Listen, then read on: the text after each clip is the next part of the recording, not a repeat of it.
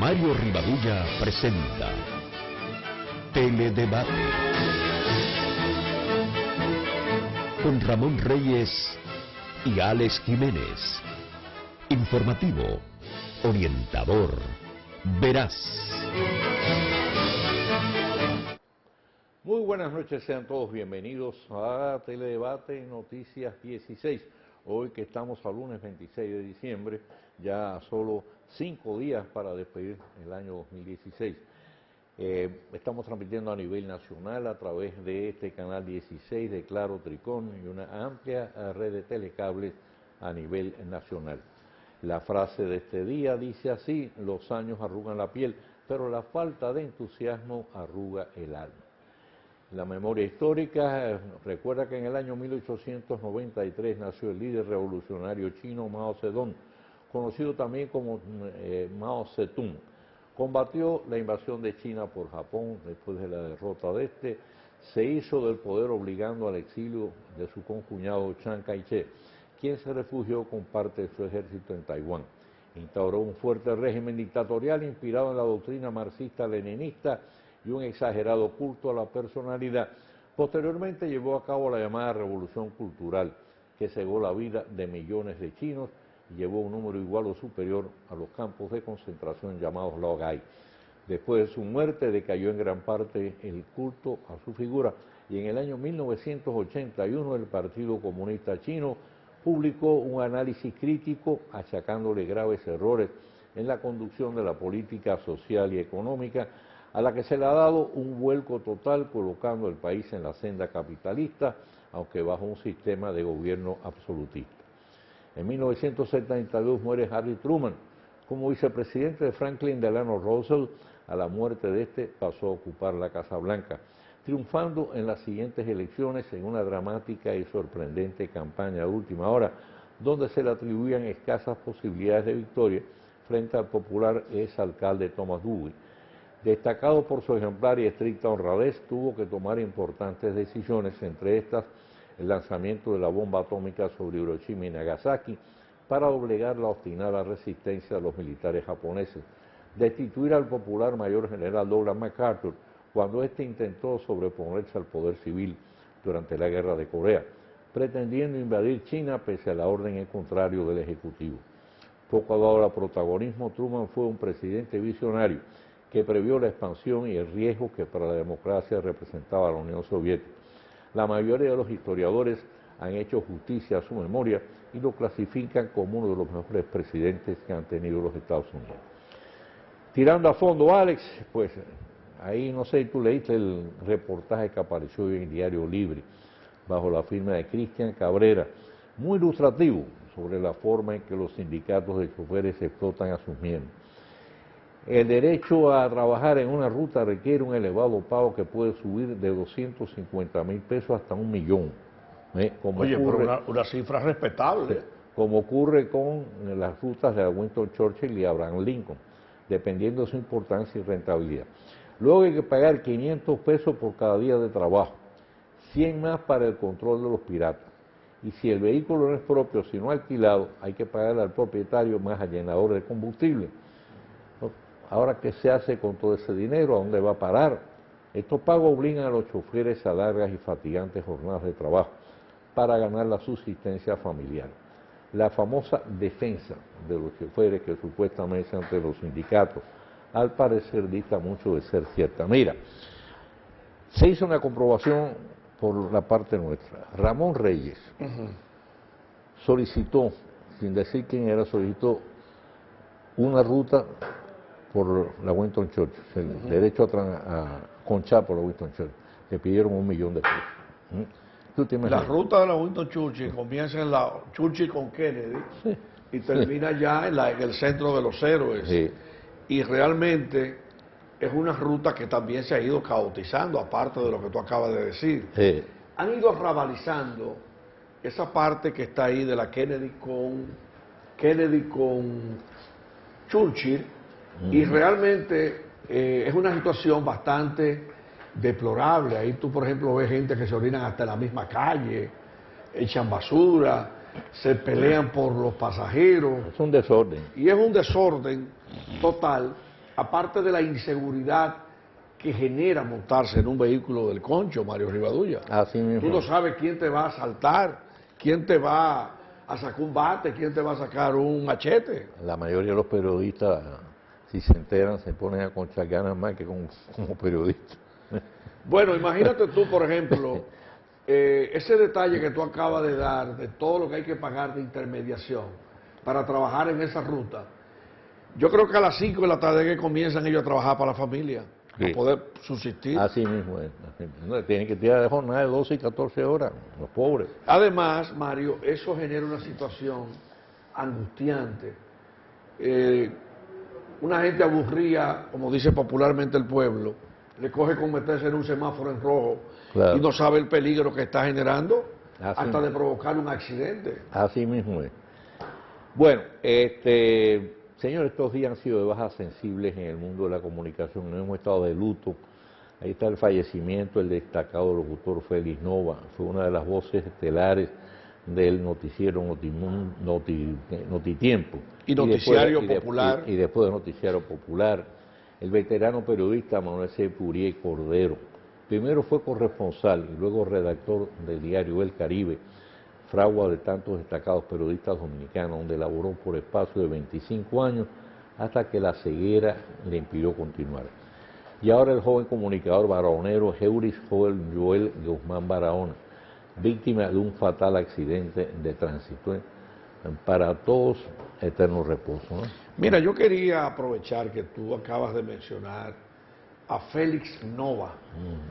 Félix Nova, después de esa generación de locutores de Darío Aracena, Reinaldo Barcácer, Johnny Díaz, el hermano de primera, de Lilín Díaz y Alex Salas y ese grupo, Marino de Jesús, Miguel Núñez, vino la generación de Félix Nova, conjuntamente con Francis Javier, con otros grupos de locutores que vinieron de San Pedro de Macorís, de Barahona, y realmente afable todo el tiempo, siempre se juntaba conmigo. Félix Rigoberto Nova comenzó en Barahona su ejercicio como locutor. Y Noticiario Popular, después que pasó por ahí esa generación de Pedro Pérez Vargas, Wilfredo Alemani, Jorge Herrera, entró precisamente la generación de Félix Nova y de Juan Francisco Verdía, Fernando Valerio, que fue un tiempo de Radio 1000, pasó a Noticiario Popular. Señores, hay que recordar y valorar a esta gente que ha hecho grandes aportes por la democracia dominicana. Eran excelentes locutores. Claro. En primera. Bueno, casi resulta trágicamente irónico, señores, tener que destacar como una noticia positiva el hecho de que en esta Navidad se reporten nada más que 10 muertos. Oiga eso. Una cantidad menor que el pasado año, inferior a lo temido. Esto así, si uno toma en cuenta el valor inapreciable de la vida humana. Entonces uno dice, bueno, nos felicitamos porque no hubo 10 muertos. Parece una cosa realmente, repito, de cinismo. Pero es que cuando uno está esperando que vayan a ocurrir 50 o 60 muertes, se dice, bueno, si se murieron 10 nada más, mejoramos, ¿no? Porque así hay que estar midiendo aquí en todos los feriados, hay que estar midiendo entonces en relación con el año anterior. Entonces es una lucha por la comparación. Una trágica matemática de suma y resta, ¿no? Pero mira una cosa, Mario, mientras tú estás diciendo que apenas murieron 10 personas hasta este momento que estamos haciendo el programa en vivo, yo vi esta tarde frente al periódico Diario Libre a un motorista que se encontró muy largo el tiempo y decidió meterse en rojo a la franca, no importa lo que pasara. Y entonces uno se da cuenta de que realmente, si uno calcula que hay millones de motocicletas aquí en el país y uno se pusiera a darle seguimiento a cada esquina, definitivamente nos damos cuenta que tenemos millones de personas criminales con vocación criminal, porque meterse en un semáforo en rojo es un acto criminal contra la vida de los demás y contra la vida del propio individuo. Mira, lo que pasa es que hay una situación general de total irresponsabilidad. Y de descomposición. Donde la gente ha perdido el sentido de valor de la vida propia y la vida ajena. Porque como tú dices, son potencialmente suicidas y homicidas al mismo tiempo. Mira, ¿no? y quiero aprovechar este escenario para denunciar que miles de niños están siendo contratados aquí por colmaderos que andan de delivery en las calles y avenidas de Santo Domingo en motocicletas a Cuchumil, que es otro peligro. Imagínate. Y algunos inclusive han sido sorprendidos delinquiendo, o sea, contra ciudadanos a los cuales atracan. Los dueños de colmados deben tener mucho cuidado, porque además de generar ruido, que es algo penado por la ley, también deben tener cuenta que un accidente de un niño menor de edad de esto le puede provocar grandes demandas en medio de posibles choques, de posibles... Es que es delito contratar menores de edad. Exacto. Eso está prohibido. Vamos a hacer una pausa y regresamos, ¿no?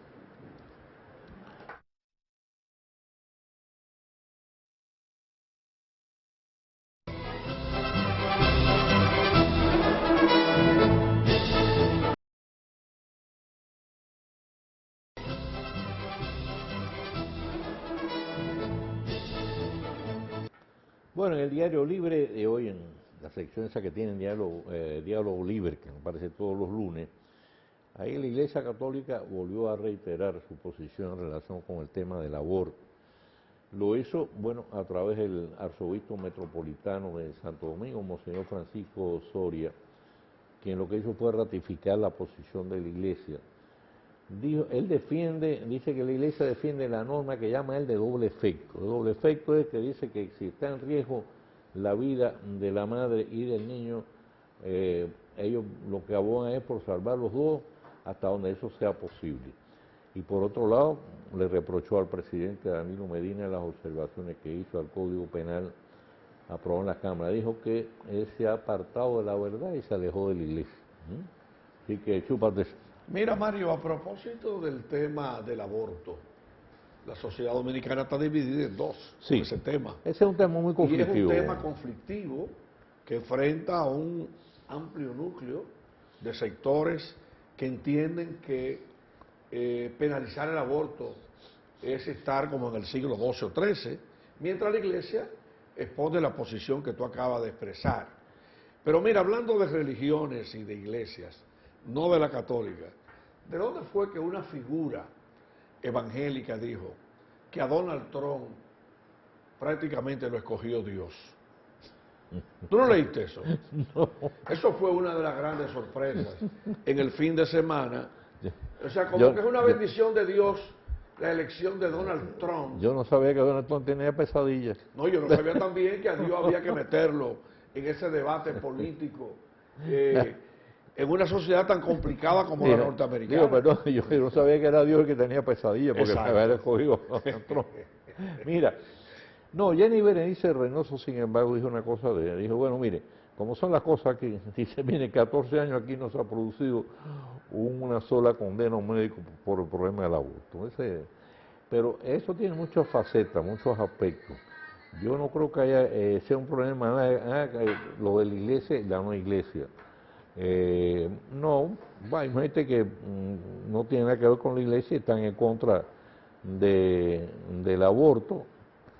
Claro, hay que distinguir entre lo que es el aborto selectivo, o sea, la mujer que queda embarazada, tuvo relaciones sin protección, queda embarazada y dice, ese es un hijo no deseado, me lo voy a quitar. Y lo que es el aborto ya que le llaman terapéutico, en el caso de la madre, es decir, está en riesgo la vida de la madre y entonces, bueno, pues se hace por salvar la vida de la madre, ¿no? Y entonces está el caso también que se plantea el caso del incesto, de la violación. Y ese es otro capítulo. Sí, y ya el de la más complejo que se llama malformación, porque ya es un problema de apreciación médica, de si el feto en las condiciones no nació en las condiciones adecuadas, no va a ser viable después como, bueno, eso o sea, es un tema realmente complicado. Así es, la verdad. Yo lo que creo que hay que despojarlo de los aspectos religiosos en ese sentido y analizarlos desde el punto de vista, es decir, además de pasiones. El expresidente Leonel Fernández planteó buscar como una especie de mediación con el tema del aborto. Sí. Bueno, sí, porque imagínate cómo tú puedes poner de acuerdo esas dos posiciones bastante irreconciliables, ¿no? O sea, bueno, por otro lado tenemos que ahí en esa misma presentación que hizo Monseñor Osoria en el Diálogo Libre, se refirió a un tema que siempre va a estar candente, que es el plan de regularización de extranjeros, sobre todo en el caso de los inmigrantes haitianos. Vamos a estar claro que básicamente es a eso que se refiere. Él se queja de que el programa está como dormido. Dice que por espacio de 6 años, él precisamente a nombre de la Conferencia del Episcopado, se fue designado por la Conferencia del Episcopado Americano para laborar en la comisión de la llamada pastoral haitiana de la Iglesia Católica, donde se dice que hicieron grandes esfuerzos para buscarle salidas al problema. Pero entonces el sacerdote Abraham Apolinario, que es vicario general que acompañó a Osoria en esta visita a Diario Libre, él llama la atención sobre algo que hemos hablado muchas veces, es la actitud del gobierno haitiano, señores. Él la califica de irresponsable, y es verdad, por la falta de cooperación que ha mostrado para construir el éxito del plan. Oiga, porque la República Dominicana invirtió más de 1.000 millones de pesos, quizá casi 2.000 millones de pesos, en desarrollar el plan de regularización. Un plan como no se ha llevado en ninguna otra parte del mundo, para darle estatus legal a los residentes ilegales que están aquí, darle la oportunidad. Y resulta que el gobierno haitiano se ha desinteresado en enviarle a los haitianos residentes aquí en condiciones ilegales, mandarle su documento de identidad para que puedan regularizarse. Pero mira también otra cosa. Hoy se le dice al país que prácticamente las Fuerzas Armadas Dominicanas, eso lo están diciendo algunos sectores a medios de comunicación, han perdido el control en la frontera para frenar esa migración violenta que hay de haitianos y haitianas. Y antes de yo venir para este programa, yo vi hoy 2 niños haitianos que andan con cajas están en la calle otra vez de limpiabotas y están en todas las esquinas. En la Núñez de Cáceres con Gustavo Mejía Ricard, en la Lincoln con Gustavo, en la Churchill con... Es una mafia. Es una mafia. Una mafia Le coreana. pregunto a los niños, Mario, Sí. ¿y cómo ustedes llegaron aquí? Y dicen, nos llevan a Puntos de Dajabón y después nos montamos una guagua de Caribe Tour, así mismo me lo dijeron. Llegamos a Santiago, si vamos para Santiago, nos quedamos en Santiago, y si vamos para la capital, venimos y dormimos en casas prácticamente de construcción o casas abandonadas. Entonces yo quisiera preguntar si el plan de regularización está dormido y por la frontera se están metiendo todos los haitianos que quieran sin ningún tipo de control. Ahí, por ejemplo, en la Castellana, frente a una subestación de la Corporación de Electricidad, ahí hay cientos de haitianos en un patio. Y recientemente hubo una marcha de la Junta de Vecinos. Y cuando vieron la marcha de Junta de Vecinos, que uno de los temas que está planteando es ese, se metieron a 1.000 para el solar. O sea, los haitianos quieren hacer lo que les da la gana. Y no tenemos un sentimiento anti-haitiano, sino que lo que estamos planteando es que nos apeguemos a la legalidad en cada caso. Pero eso es responsabilidad de las autoridades nuestras, no vamos a estar claros. Mira, hay una realidad. Haití es un estado fallido. Es el estado más pobre de todo el continente americano. Y es uno de los estados más pobres del mundo. Entonces, la condición insular nuestra hace que el haitiano, desesperado, buscando un medio de subsistencia, ¿para dónde va a migrar? Sencillamente trata de cruzar la frontera, eso es su paso más próximo, sobre todo porque, ¿sabe?, en otros países los están rechazando fuertemente, y en los Estados Unidos... Brasil, Honduras lo está deportando, los haitianos. Exacto, los devuelvo otra vez. Pero mira, no solamente es un problema de migración, sino también que ellos tumbaron todos sus árboles, y están tumbando los árboles en el suroeste del país para hacer carbón, que es otra mafia que exporta carbón a Francia y a otros países. Pero eso es en complicidad con dominicanos. Con dominicanos. Vamos a estar claros en ese sentido. Bueno, y eso las autoridades tienen que ponerse en mano fuerte. Bueno, por otro lado tenemos ahí, señores, que la representante de la BIT en el país, la BIT, el Banco Interamericano de Desarrollo, él se llama Flora Montealegre, tiene nombre de personaje de novela, informa que el organismo está llevando a cabo estudios con el gobierno para fomentar las exportaciones. Ella entiende que como país pequeño que somos, debemos focalizar nuestra economía en el envío de nuestros productos a los mercados del exterior. La realidad es que nuestras exportaciones siguen siendo muy bajas. Si usted le resta las ventas de oro y demás minerales de la mina de Cotuí, prácticamente lo que estamos exportando es una chilata. Entonces, Mario, si por ejemplo tomamos esa generación de divisas versus el endeudamiento público del país y versus que las exportaciones no logran, sumándolas todas, de pasar de 10.000 millones de dólares, indica además que no hemos aprovechado los tratados de libre comercio con Estados Unidos, con Centroamérica y con la Unión Europea. Sin embargo, esos países de la Unión Europea, de CARICOM, del DERECAFTA, están exportando masivamente a la República Dominicana. O sea, nosotros somos compradores de ellos. Pues, ellos nos venden más a nosotros que lo que nosotros exportamos. El comercio nuestro es deficitario, salvo con uno o dos países, con todos los demás países, nosotros exportamos o importamos mucho más de lo que le vendemos. Esa es la situación real. Yo no sé hasta dónde podremos nosotros soportar ese déficit acumulado, que se va incrementando de año en año, pero no va incrementando en unos cuantos pesos. Estamos hablando que de año en año se acumulan miles de millones de dólares. Mira, con los Estados Unidos, antes del Tratado de Libre Comercio, éramos superavitarios. Nosotros teníamos un superávit desde que firmamos el Tratado de Libre Comercio con los Estados Unidos, la situación se invirtió. Y ahora todos los años nosotros exportamos a los Estados Unidos una cantidad inferior a lo que importamos, pero estaba hablando de miles de millones de dólares. Pero mira, Mario, hay un registro en el país de más de 73.000 empresas, de las cuales el 86% son micro, pequeñas y medianas empresas.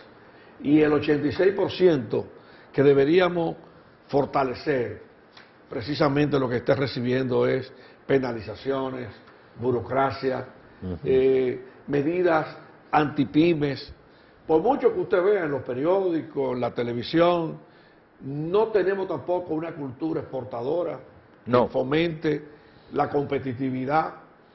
Y vemos en esta Navidad y la despedida del año 2016 que la República Dominicana ha roto el récord en el Caribe con las marcas de alimentos de mayor costo en España, en Francia, en mucho Gran Reserva, mucho queso azul.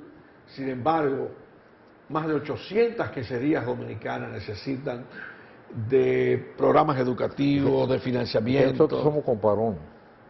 Fíjate. Comparones y medio. Nosotros somos posiblemente el país del mundo, ya esto, el país del mundo, donde tenemos mayor cantidad de jipetas por kilómetro cuadrado y en relación a la cantidad de habitantes. Exacto. Busca todos los feriados de esos automóviles, era que el 60 o 65% son jipetas lo que compran. Vinieron un grupo de dominicanos que residen en Nueva York y preguntaron al ver los tapones que se dan aquí, dicen, oye, pero la República Dominicana tiene el ciudadano el mismo ingreso que el que vive en Estados Unidos, los norteamericanos, para tener un flujo de vehículos tan grande que generen estos tapones. Pero ¿sabe por qué? Por el transporte público tan malo. Deficiente. Ese es el problema. Hacemos la pausa, regresamos.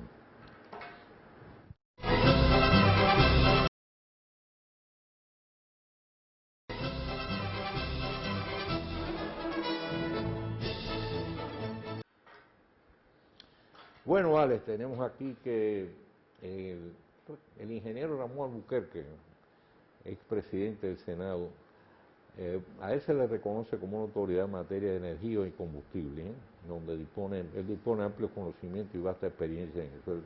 Eso no se le puede negar. Y de ahí, fíjate, él hizo unos pronunciamientos que me lucen precisamente por esos conocimientos que tiene, que resultan muy alentadores para nosotros. Unos pronósticos, dice que el próximo año en materia de energía el país va a disponer de grandes oportunidades. en este campo que es de tan alta incidencia para todas las actividades económicas y también el orden social. Albuquerque basa sus predicciones en que deberá definirse el pacto eléctrico, va a terminarse la construcción de las plantas carbón de Catalina, una vez resuelto el financiamiento para completar la obra. Y en este sentido, él sugiere que el Estado ponga a la venta entre el 45 y el 49% de las acciones, pero conservando siempre la mayoría y el control de las plantas. Pero además él plantea que se ponga mayor énfasis en el desarrollo acelerado de las energías alternativas, aprovechando el potencial eólico y solar del país. Para mí es una opinión realmente de mucho peso, y todo va a depender de que la voluntad política del gobierno se deje sentir en ese sentido de una manera muy firme. Mira, la energía alternativa le bajaron el incentivo que tenía de un 100% a nivel fiscal. Y fue un gran error, porque si aquí hay un potencial, precisamente está con el sol, con los vientos y con el agua. Sobre todo el sol. El sol, que tiene la mayor capacidad para ayudar a generar energía eléctrica. Y no solamente para ayudar a generar energía eléctrica. Aquí hay unos calentadores solares, Mario, de primera, que te calientan el agua más caliente que la que yo tengo realmente se calienta con la energía. Yo tengo calentador solar en eléctrica. Mi casa desde siempre, y mira, a veces pasan 3 días lloviendo y hay agua caliente. Y hay agua caliente, ¿no?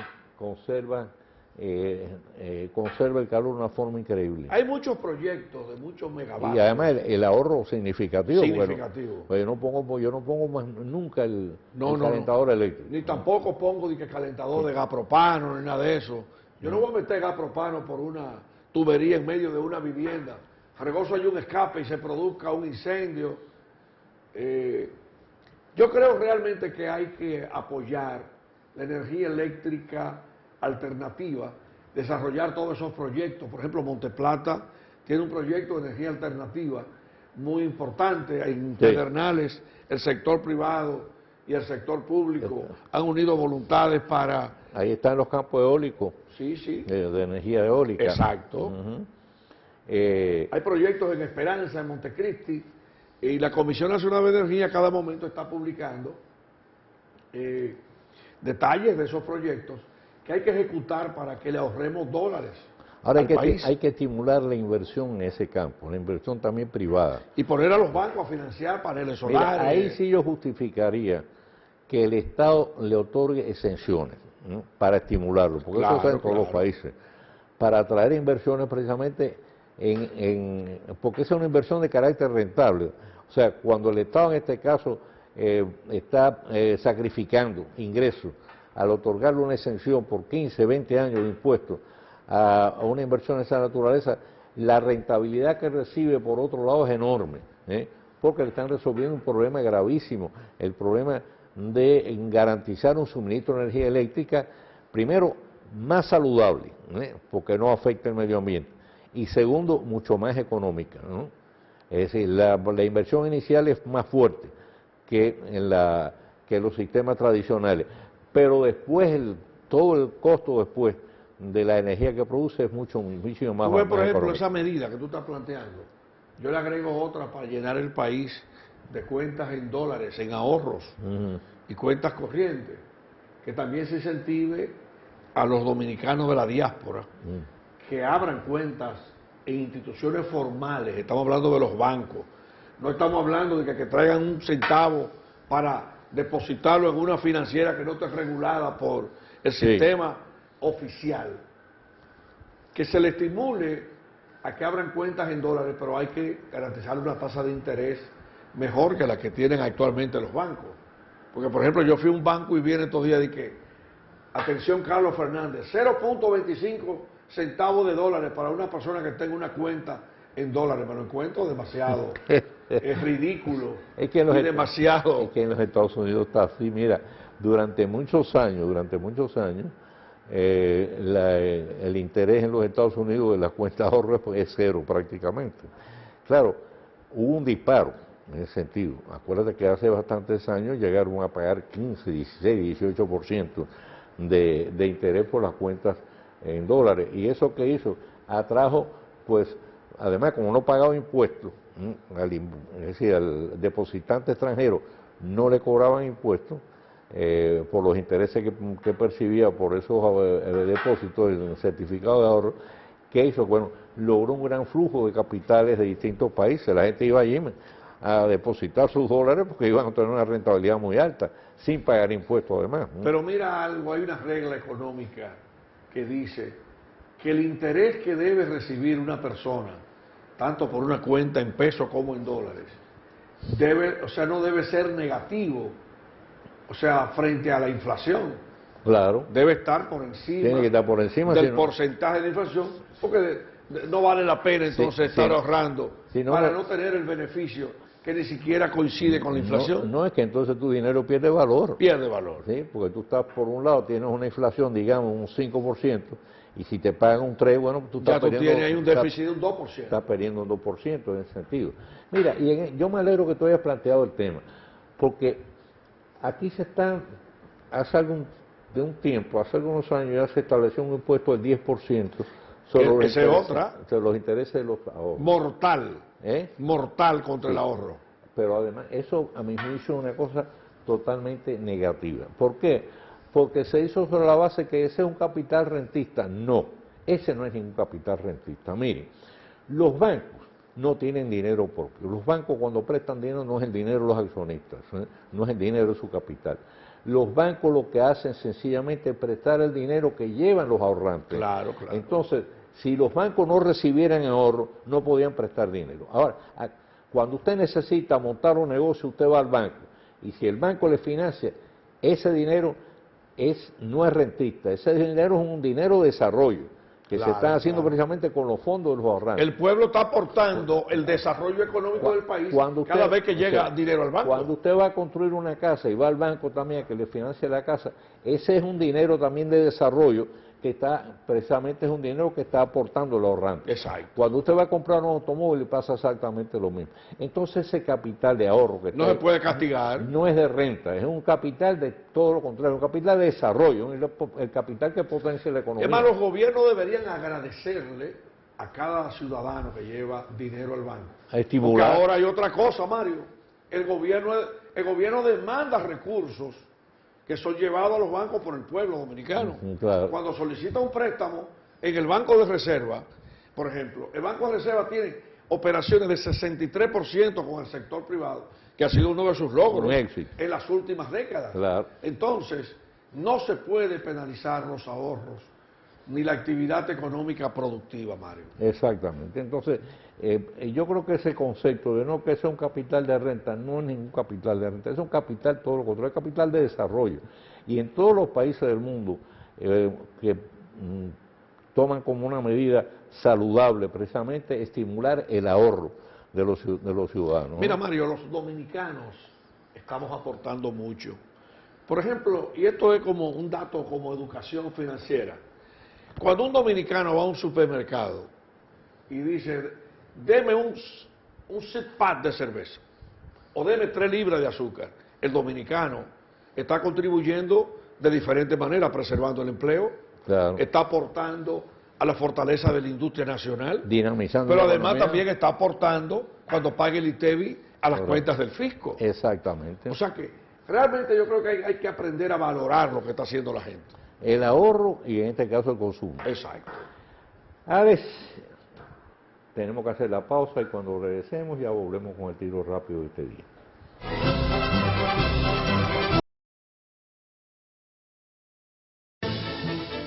En Teledebate, el tiro rápido con Mario Rivadulla. Es necesario insistir en el tema de la increíblemente sospechosa operación de venta de los 3 brazos por parte de Corde a una empresa privada. De todo punto imposible digerir el hecho de que el Estado se haya desprendido de más de 1.213.000 metros cuadrados por la ridícula suma de 80 millones de pesos, o sea, a menos de 70 pesos el metro, que ahora se estarían ofertando por la compradora a 2.000, o sea, casi 30 veces el valor por el que los adquirió. No se concibe, por otra parte, que esa operación se hubiese realizado estando los terrenos ocupados desde hace hasta 30 años por miles de personas, en su mayoría de modesta condición económica, que levantaron sus viviendas y formaron una comunidad. Lo que salvo que se padeciese de ceguera absoluta, permitía pronosticar que se crearía un serio conflicto social. Risible la explicación dada por Corde en un reciente comunicado público como espacio pagado en la prensa matutina, donde trata de justificar la operación, alegando que la llevó a cabo para darle la oportunidad a los ocupantes de los Tres Brazos de que pudieran legalizar su situación. ¿Acaso no se registran situaciones similares en muchos otros lugares del país? ¿No era esa precisamente la condición en que miles de familias se habían aposentado por años en las márgenes de los Ama, conformando la casi totalmente trasladada vieja Barquita? ¿No es precisamente la función de bienes nacionales regularizar este tipo de situaciones, dando oportunidad a ocupantes ilegales de resolverlo a precios asequibles y plazos cómodos? ¿Por qué si Corde tenía tanto interés, como expresaba el comunicado que publicó, en que los ocupantes de los Tres Brazos pudieran obtener sus títulos de propiedad, no buscó la forma de hacerlo a través precisamente de bienes nacionales? Ya fue estableciendo un mecanismo de regularización, ya traspasándole dichos terrenos al mismo precio que los vendió a una empresa privada con fines del más abusivo lucro. Lo cierto es que por donde quiera que se contemple esta operación, la misma luce y huele bien feo, despidiendo hedor a una negociación bien turbia. El gobierno debe tomar cartas inmediatas en el asunto y anular la referida venta. La Procuraduría poner en marcha sin demoras los mecanismos de investigación para determinar cuánto de sospechoso, que es bastante, ofrece este caso. Que para ello no tiene que esperar que le envíen ni de Brasil ni de los Estados Unidos todos los sucios detalles de los 92 millones de dólares con que la Odebrecht ganó todas o gran parte de las obras que ha venido llevando a cabo en el país. Porque toda la documentación de los Tres Brazos está a la mano. Mañana, Dios mediante, estaremos de nuevo con ustedes en Teledebate Noticias 16. Recuerden que todos los jueves de la vida en Teledebate, todos los amigos televidentes que tengan algún tipo de duda, queja, denuncia, necesiten orientación sobre los importantes temas de la salud y las pensiones, podrán utilizar nuestro teléfono llamando desde el interior sin cargo, y aquí el representante o la representante de la DIDA tengan la completa seguridad que le va a dar solución favorable a los mismos. Y por ahí no se mueven, que ya viene caminando pues la última entrega del informativo de Noticias 16, que los va a mantener al corriente de todo cuanto de interés ocurre, tanto en el país como en el resto del mundo.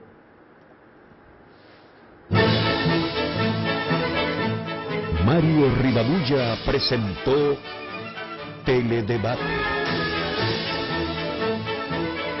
con Ramón Reyes y Alex Jiménez. Informativo, orientador, veraz.